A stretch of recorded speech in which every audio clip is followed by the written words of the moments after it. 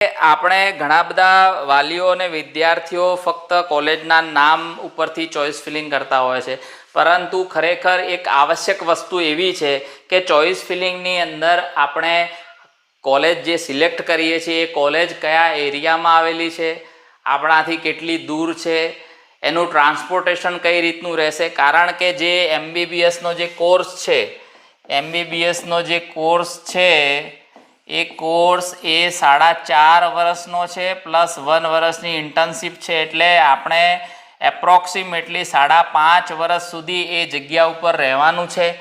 એટલે ખાસ જિયોગ્રાફિકલ પણ આપણને ખ્યાલ હોવો જોઈએ. આ પણ એક ફેક્ટર, મારા વ્યક્તિગત વિચાર પ્રમાણે આ પણ એક ફેક્ટર એ ચોઇસ ફિલિંગની અંદર આપણે ધ્યાનમાં લેવા જેવું છે. નમસ્કાર વિદ્યાર્થી મિત્રો, મારા સાથે જોડાવા માંગો છો તો ડિસ્ક્રિપ્શનમાં જે લિંક આપી છે એ લિંકને તમે ઓપન કરી અને ગ્રુપને જોઈન કરી શકો છો. મારી કાઉન્સલિંગ ફીસ છે ₹1, ₹1ની અંદર છેક સુધી રજિસ્ટ્રેશનથી લઈ અને તમારી હોસ્ટેલ સુધીની યાત્રાની અંદર હું તમારી સાથે જોડાયેલો રહીશ. બાકીના તમામ વિડીયો, કઈ કોલેજનું કેટલું કટ ઓફ આવી શકે એમ છે, કેટલી ફીસ સ્ટ્રક્ચર છે, એ બધું આપણે આગળના તમામ વિડીયોની અંદર જોઈ લીધું છે. જો તમે ના જોયું હોય તો મારી YouTube ચેનલ ઉપર જઈ અને એ વિડીયો જોઈ શકો છો. આપણે ઝડપથી જોઈ લઈએ તો જે ગ્રીન ડોટ છે, આપણને ગ્રીન ડોટ દેખાય છે, એ બધી ગવર્મેન્ટ કોલેજ છે.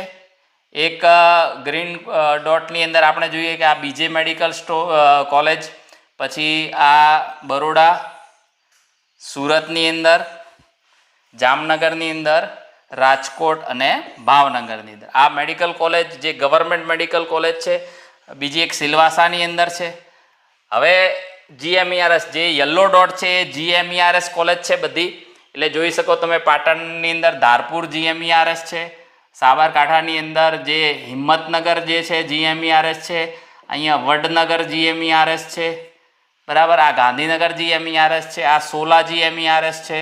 કરીએ તો નર્મદાની અંદર જે છે એ રાજપીપળા છે, આ ગોધરા છે એ GMERS છે.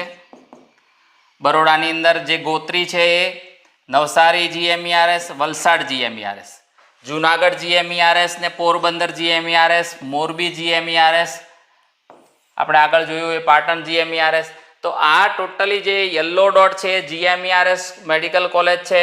તમને કઈ GMERS મેડિકલ કોલેજની અંદર એડમિશન મળી શકે એમ છે, તમારી ચોઇસ ફિલિંગમાં તમને કઈ રીતે તમે એને ઉપર ચોઇસ ફિલિંગ રાખી શકો છો, સ્ટેપ ક્રમશઃ જે ગ્રેજ્યુઅલી આપણે ચોઇસ ફિલિંગ નક્કી કરીએ છીએ, તો એના ઉપરથી આ ફેક્ટર ઉપરથી એક આપણને આઈડિયા આવી શકે છે.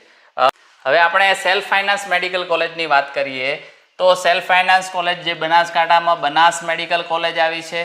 મહેસાણા વિભાગ, આજે મધ્ય ગુજરાતની અંદર નૂતન વિસનગર આવેલી છે, ભાગ્યોદય કડી આવેલી છે.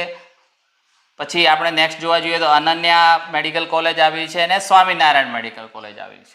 હવે અમદાવાદની અંદર આપણે સેલ્ફ ફાઇનાન્સ મેડિકલ કોલેજની વાત કરીએ તો total 5 self finance medical college અમદાવાદની અંદર આવેલી છે. એક છે NHL, GCS, Narendra Modi medical college, MK Shah અને સાલ. આ 5 મેડિકલ કોલેજ એ અમદાવાદમાં આવેલી છે. ખેડામાં નડિયાદ ખાતે આપણે જોવા જઈએ તો ND દેસાઈ એ નડિયાદમાં આવેલી છે. દાહોદની અંદર ઝાયડસ આવેલી છે. આણંદની અંદર કરમસદ આવેલી છે, પ્રમુખ સ્વામી કરમસદ મેડિકલ કોલેજ એ આણંદમાં આવેલી છે. બરોડાની અંદર આપણે જે સેલ્ફ ફાઇનાન્સ કોલેજ જોવા જઈએ તો પારુલ.